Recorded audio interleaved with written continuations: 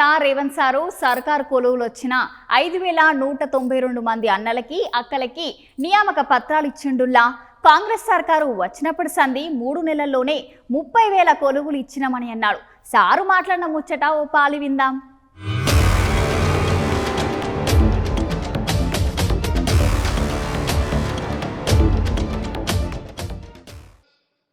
మేము ఆత్మ బలిదానం చేసుకున్నా మా తమ్ముల్లో మా చెల్లెల్లో భవిష్యత్ తరాలకు ఆదర్శంగా నిలబడి ఈ రాష్ట్రంలో మా ఉద్యోగాలు మాకు వస్తాయి. ఆ ఉద్యోగాల ద్వారా భవిష్యత్ తరాలకు సంబంధించిన దళితులు, గిరిజనులు, ఆదివాసీలు, బలహీన వర్గాలు, మైనారిటీల పిల్లలకు చదువులు చెప్తారు. తద్వారా వాళ్ళు దేశ అభివృద్ధిలో భాగస్వాములు అవుతారు అని చెప్పి వాళ్ళు ఆత్మ బలిదానాలు చేసుకున్నారు. ఆ ఆత్మ బలిదానాల స్ఫూర్తితో ఏర్పడ్డ తెలంగాణ రాష్ట్రం ఆనాటి ప్రభుత్వం ఆ స్ఫూర్తితో పనిచేయాల్సింది వదిలేసి కుటుంబం యొక్క సంక్షేమం కోసం, కుటుంబంలో ఉన్న వ్యక్తుల పదవుల కోసం, వాళ్ళ యొక్క లాభార్జన, వాళ్ళ యొక్క ధనదాహం తీర్చుకోవడానికి గత 10 సంవత్సరాలు వాళ్ళు అదే పనిలో మునిగి తేలిరు. ఫామ్ హౌస్ మత్తులో వాళ్ళు ఉండి లక్షలాది నిరుద్యోగ యువకుల యొక్క ఆకాంక్షలు నెరవేర్చడంలో వాళ్ళు వైఫల్యం చెందిన. మీరందరూ దిల్సుఖ్ నగర్ సెంటర్లోనో, అశోక్ నగర్ చౌరస్తాలోనో, అమీర్పేట జంక్షన్లోనో గ్రామాల నుంచి పేద తల్లిదండ్రులు రూపాయి కూడబెట్టి ఉపాధి హామీ కూలికి పోయి సంపాదించి మీకు పంపిస్తే కోచింగ్ సెంటర్ల చుట్టూ తిరుగుతూ దిల్సుఖ్ నగర్లోనో రకరకాల ప్రాంతాలలో మీరు కష్టపడి చదువుకున్నారు. నోటిఫికేషన్ ఎప్పుడు ఇస్తారో తెలీదు.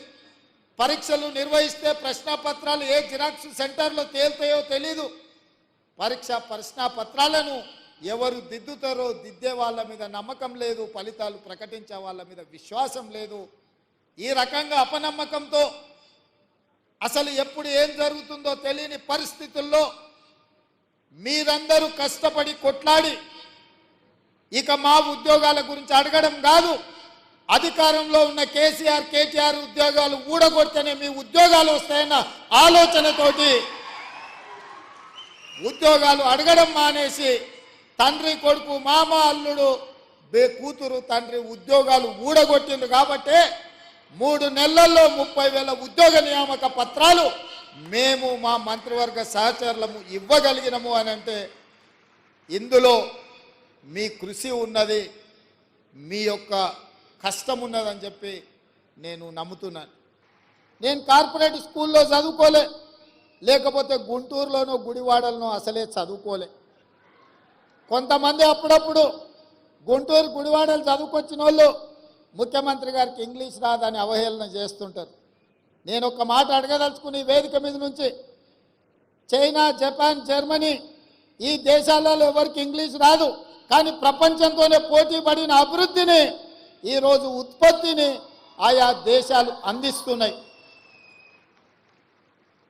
ఇంగ్లీష్ అనేది ఒక భాష ప్రపంచంలో ఉద్యోగ ఉపాధి అవకాశాలు దొరకడానికి ఉపయోగపడుతుంది.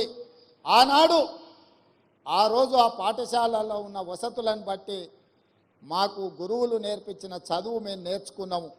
ఈరోజు మీకు నా సూచన, ప్రతి విద్యార్థికి ప్రపంచంలో ఉద్యోగ ఉపాధి అవకాశాలు వచ్చే ఇంగ్లీష్ భాషను కూడా మీరు నేర్పండి. ఎవరో రేపు భవిష్యత్తులో ఈ పిల్లలకు, మీ దగ్గర చదువుకున్న పిల్లలకు ఇంగ్లీష్ రాదని అవహేళన చేసే పరిస్థితులు రావద్దు. వాళ్లకు ఖచ్చితంగా మంచి భాషను, మంచి భావాన్ని, దేశభక్తిని పెంపొందించే విధంగా వాళ్ళకి విద్యాబుద్ధులు నేర్పండి. రాష్ట్రం పట్ల, దేశం పట్ల, ఈ సమాజం పట్ల సామాజిక స్పృహ ఉండే విద్యార్థులను తయారు చేయండి. ఈ దేశానికి వాళ్ళే రేపటి నాయకులు అవుతారు, రేపటి పాలకులు అవుతారు.